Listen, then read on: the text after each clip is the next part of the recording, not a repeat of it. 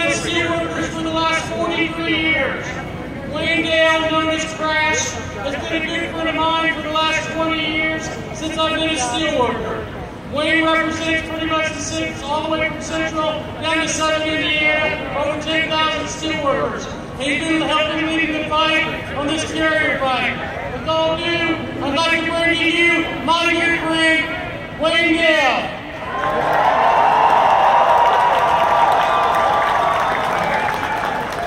Thank you very much. Welcome to Indianapolis, Indiana. What a beautiful day for a rally and march. I'm going to tell you a little story. On February the 9th at 8 o'clock p.m., I received a call from carrier management. I wanted to see if I could get to the next day. They said it was very important. I canceled what I was going to do the next day. I said I'll be there. I went to the plant a little bit early, met with the union president. I went down to go with me. We met with the management. At 10:03 a.m., they gave us bad news that they were going to shut the Indianapolis facility and move the work to Mexico. It was a terrible day. By 10:30 that morning, they had instructed all the employees to shut the machines off to come to the plant. And a representative for the company named Chris Nelson told them, the employees, that they were going to shut the plant. It was a very sad day. Many of the employees was emotional. It was totally in shock. Some was angry, and many was just crying. And Nelson, for the ones that told him what they thought about it, Chris Nelson told them to shut up and be quiet. He had something to say. And all hell almost broke loose. He was very disrespectful of those employees. And so they made the announcement, and they told us, they met with the union, they told us the reason they was going to move the work to Mexico is that they could pay the Mexican workers $3 an hour, and they could make $65 million more. Now, they said they could make $65 million more.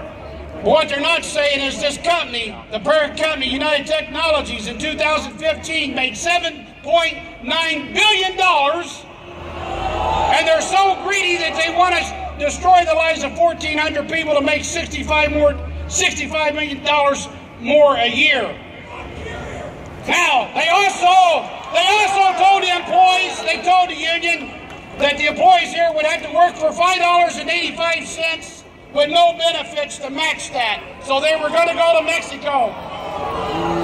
Now, they told the governor that they made their decision, that we're going to change their mind. They met with our two senators, Joe Donnelly, told Joe Donnelly that they was going to move. They wasn't going to change their mind. They told the mayor of Indianapolis, and they told us. Well, what we decided is we're going to stand up and fight back. We're not going to take it.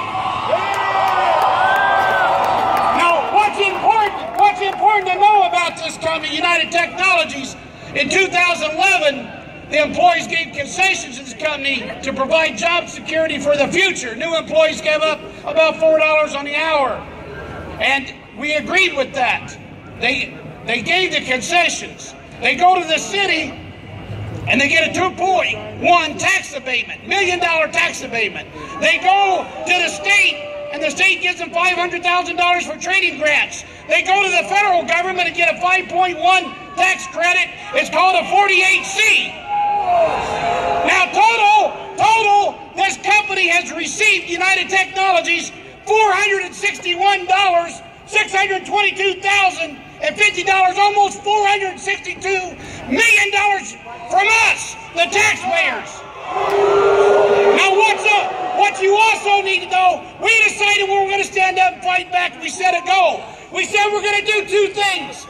We're going to do everything possible to make Carrier United Technologies reverse their decision. We were going to do everything possible to educate the American public across our country about this company, these multi-corporations, and that's what we've been doing. Now, what's also important to know, in 2010, our government gave this company $110.4 million to Pratt Whitney, which is a division of theirs, to make energy-efficient jet engines. Now, with less than 1 year after getting that $110.4 million from our government, taxpayer money, they shut two plants down in Connecticut, fired 1,000 workers, and by 2011 they was laying off hundreds more. Now, if that's not bad enough, in 2012, this United Technologies Pratt & Whitney division pleaded guilty to arms control violation.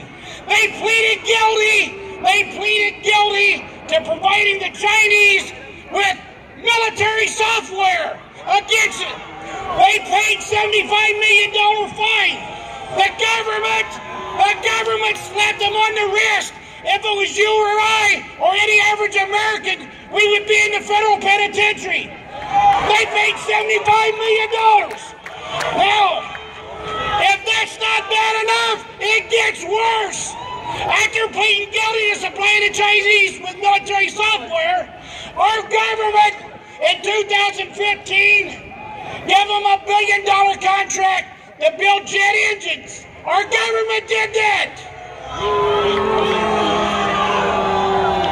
And then if that's not bad enough, after they announced to the carrier workers they're going to be let go and move this work to Mexico, 26 days later, on March the 7th, our government once again gave them $1 billion contract to make more jet engines.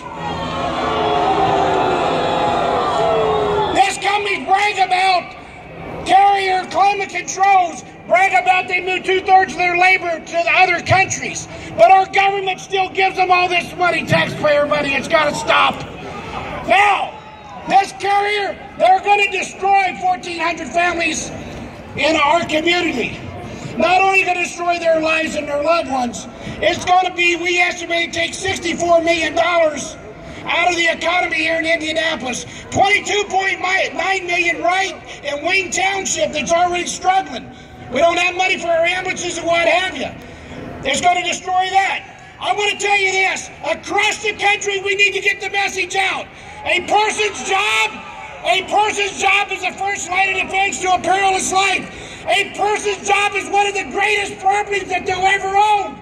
And these multi-corporations and many of our elected officials are destroying this country, and we got to stand up and fight back. And we're asking for every American to stand up.